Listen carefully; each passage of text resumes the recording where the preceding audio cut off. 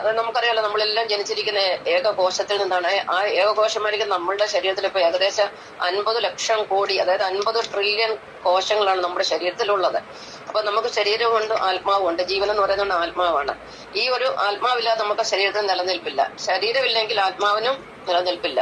അപ്പൊ നമ്മുടെ ഉള്ളിലെല്ലാം, ജീവനുള്ളവയിലെല്ലാം ജീവനായിട്ട് ഹൃദയത്തിൽ തുടിക്കുന്ന ആ ശക്തിയാണ് വിഷ്ണു ശക്തി അഥവാ വിഷ്ണു.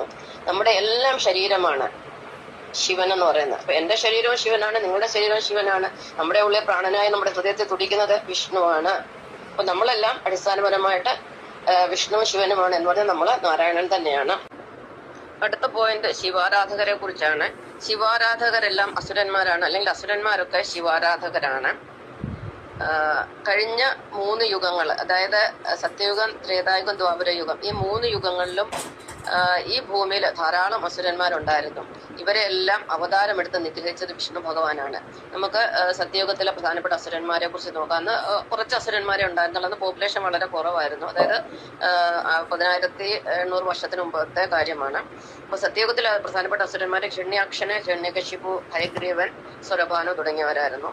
ത്രേതായുഗത്തിലെ അസുരന്മാരെന്ന് പറയുന്നത് അവരെ രാക്ഷസന്മാരെന്നാണ് പറയുന്നത്. പക്ഷെ അസുരന്മാരായിരുന്നു. താടക, വിരാധന്, ഖരൻ, ദൂഷണൻ, മാരീചൻ, അതികായൻ, ഇന്ദ്രജിത്ത്, അക്ഷയകുമാരൻ തുടങ്ങി രാവണൻ വരെയുള്ള എല്ലാ അസുരന്മാരെയും നിഗ്രഹിച്ചത് വിഷ്ണു ഭഗവാൻ രാമനായി അവതാരമെടുത്തിട്ടാണ്. അടുത്ത ദ്വാപരയുഗം. ദ്വാപരയുഗത്തിലെ അസുരന്മാര് ത്രേതായുഗത്തിനെക്കാട്ടിലും കൂടുതലായിരുന്നു. ദ്വാപരയുഗത്തില് അന്നുണ്ടായിരുന്ന പ്രധാനപ്പെട്ട അസുരന്മാരായിരുന്നു പൂതന, ശകടന്, തൃണാവർത്തന, വത്സന, ബകൻ, അഖൻ, ചാണൂരൻ, മുഷ്ടികൻ, പിന്നെ അഖന്, ശിശുപാലന്, ദന്തവക്രൻ, പിന്നെ കംസന്. അത് കഴിഞ്ഞ് കൗരവർ വരെ അസുരന്മാരായിരുന്നു. അവരെല്ലാം ശിവഭക്തരായിരുന്നു. ഇവരെ എല്ലാം നിഗ്രഹിക്കുന്നതിന് കാരണമായത് വിഷ്ണു ഭഗവാൻ അവതാരം എടുത്തിട്ടാണ്. അപ്പം എല്ലാ യുഗങ്ങളിലും അസുരന്മാരെ നിഗ്രഹിക്കുന്ന വിഷ്ണു ഭഗവാനാണ്. അതുകൊണ്ടാണ് ഈ അസുരന്മാർക്ക്, അല്ലെങ്കിൽ ഈ മ്ലേച്ഛന്മാർക്ക് ദേവന്മാരോട് ഇത്രയധികം കലിപ്പും, പിന്നെ സാത്വിക ദൈവങ്ങൾ അല്ലെങ്കിൽ സവർണരുടെ ദൈവമായ വിഷ്ണുവിനോട് ഇത്ര വലിയ ദേഷ്യവും.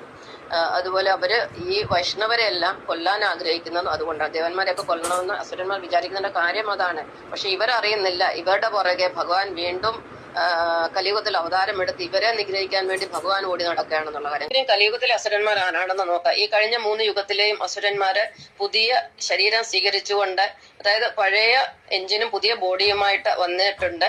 കഴിഞ്ഞ 60 വർഷത്തിനുള്ളിൽ ഈ അസുരന്മാർ ലോകമെമ്പാടും പടർന്നു പന്തലിച്ചു കഴിഞ്ഞു. ഇവരാണ് അസുര സാമ്രാജ്യം സ്ഥാപിക്കാൻ നടക്കുന്നത്. അവരാരാണെന്ന് നോക്കാം. ഇവരാണ് ഒന്നാമതായിട്ട് പറഞ്ഞാൽ ഇസ്ലാം മതത്തിലെ തീവ്രവാദികള്,